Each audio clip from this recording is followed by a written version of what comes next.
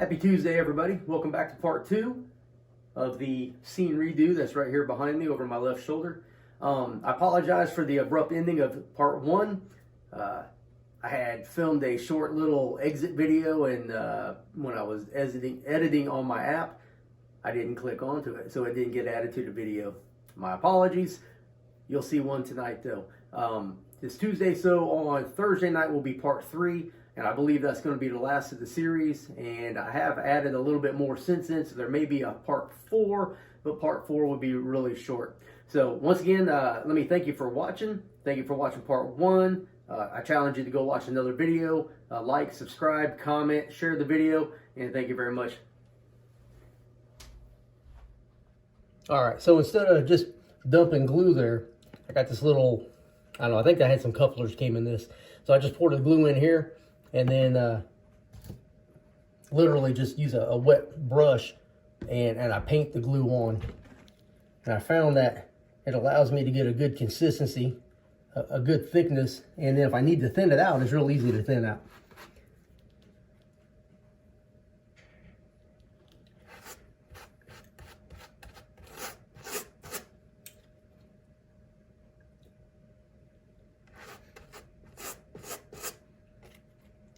And I don't think I've ever glued this grass down quite like this. I've done strips of it, but not this big of a piece.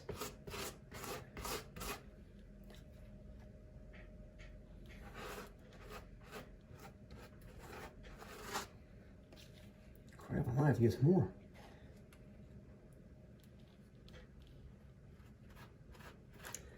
And the best thing about this white glue is that when it dries, it's clear, of course. But also, if you need to do something else with it, just spray it with some water and it'll let go again. And then you can do what you need to do, correct whatever error you found, and then go at it again. What I normally do is I put down a base layer of this, put my dirt on top of it, and then my ground foam and everything on top of that, of course. And then if I got any grass or anything to go down, I put that on last, of course. But when you put your Woodland Scenics Scenic cement on there, it all kind of bonds together, and I think you get a better result.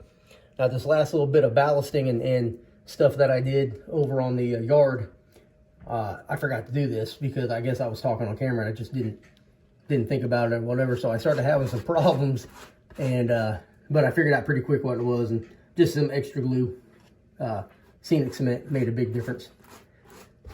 So as long as you know what you did wrong, you can fix it pretty easy. And most stuff, you know, is my top layer of scenery is always generic anyway. And as you go along building your layout, you can add to and take away from as you see fit and change your mind.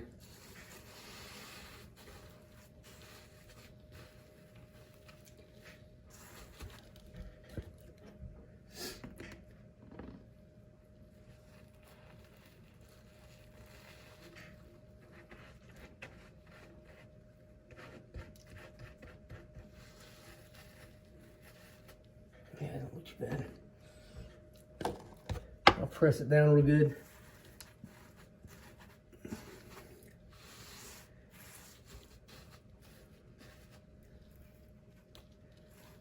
Not too shabby. I've got some weeds that I bought, and I guess grass clumps or whatever. I get this stuff at Hobby Lobby, and I'm not saying go buy it or anything like that, or not promoting Hobby Lobby, but I find a lot of stuff there and it's fair price. But like this little edge right down here that you can't hardly see, I'll take some of this and just kind of stick along the edge here and hide that edge. But you'll never notice it. Oh, if you watched my last video and I talked about the ghosts and the little dudes that were standing there and just fell down when I started talking about, hey, I'm surprised they're, you know, still standing. Well, they've been standing for like a week and a half. Now, this dude there in the blue that I stuck into the ground, he fell down. But the other dude, he's still there. And the other guy, he's chilling there, you know, driving the tractor. He's been there for a while. But yeah, I'm waiting for them to just fall down. We shall see. I've been doing a lot of work over here too. It hasn't, you know, vibrated loose or anything like that. It's kind of funny. Now I mentioned my ghosts, and I wasn't just, you know, talking out my ass for that, because I do got some weird stuff that happens out here.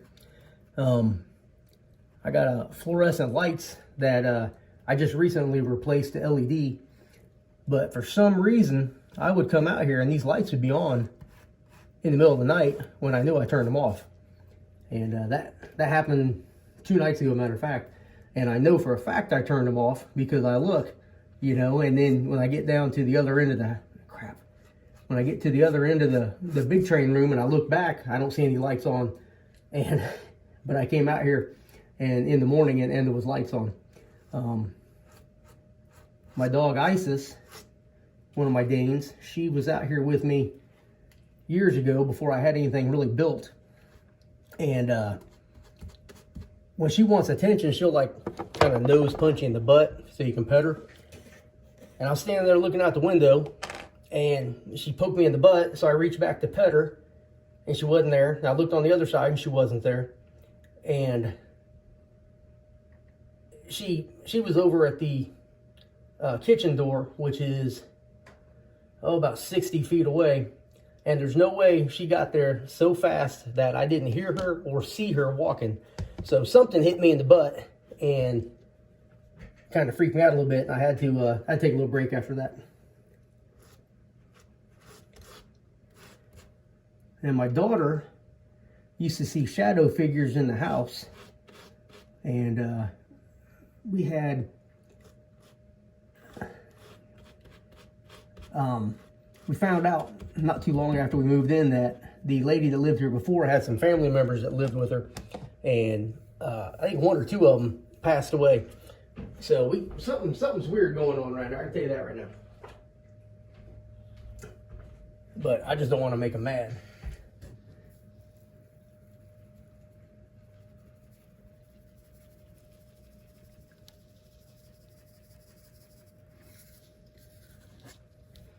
Yeah, I'll show you this in just a second. This is not even really a dirt blend. This is a little bit more rocky. But I'll put dirt on top of it because I use some of the rocks as like filler so that I don't use so much dirt, real good dirt.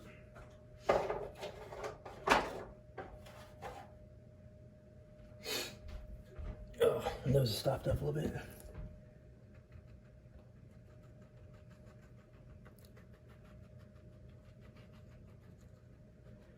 All I'm doing is kind of getting it a little bit flattened out a little bit.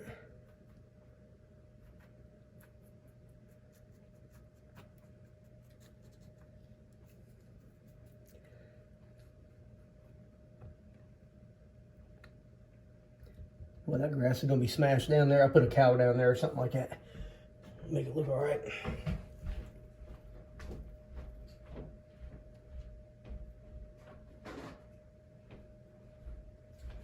One thing you have to have close by is paper towels and a little bit of water to get the glue and stuff off your fingers, and because this is always a mess.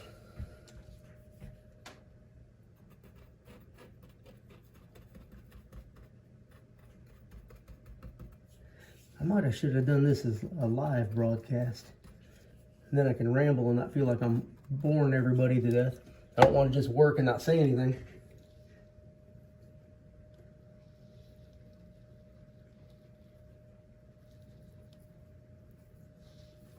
I don't know if you'll be able to see that on camera, but I'll show you in just a second.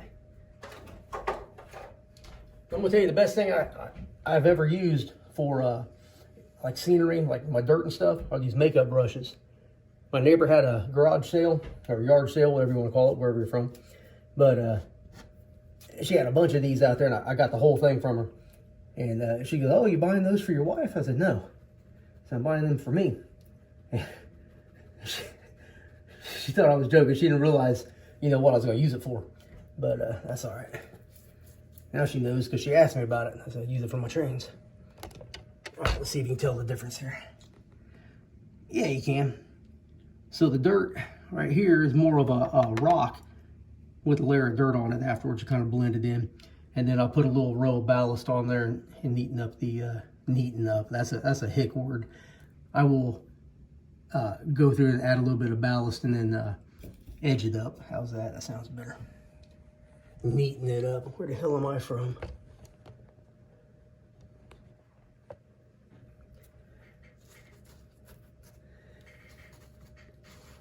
And this grass matting is wanting to ripple on me a little bit. But I don't want to put anything on there because I don't want the grass to fold over any more than what it already has. I'm hoping after the glue dries, I can get in there and kind of basically brush it, I guess, and bring it back a little bit.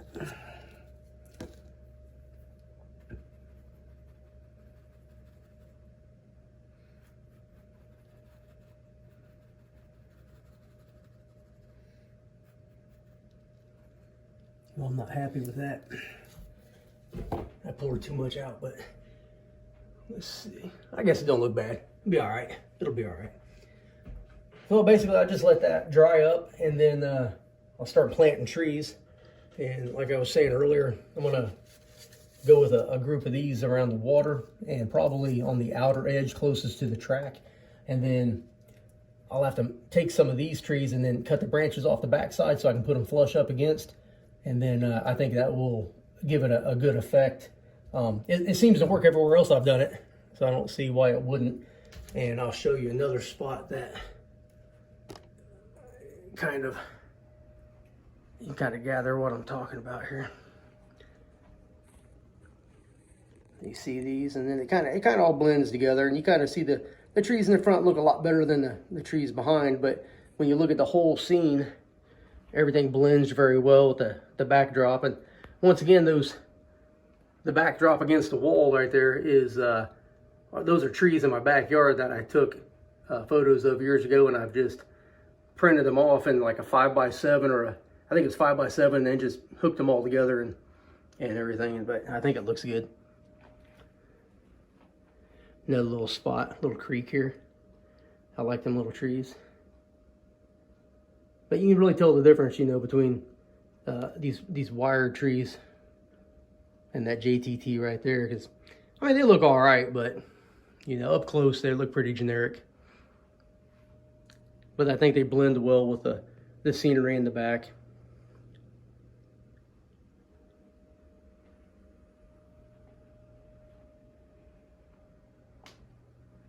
All right. Well, I'm gonna go ahead and turn this off for now and work on the other side. And once I get that side done, I'll turn it back on and show you the results. And hope you like it. All right, I hope you enjoyed episode number 2. This is the conclusion video of the whole video, however you want to call it. Once again, thank you for watching. Like, subscribe, comment, share this video, and come back here on Thursday night for part 3. Thank you very much.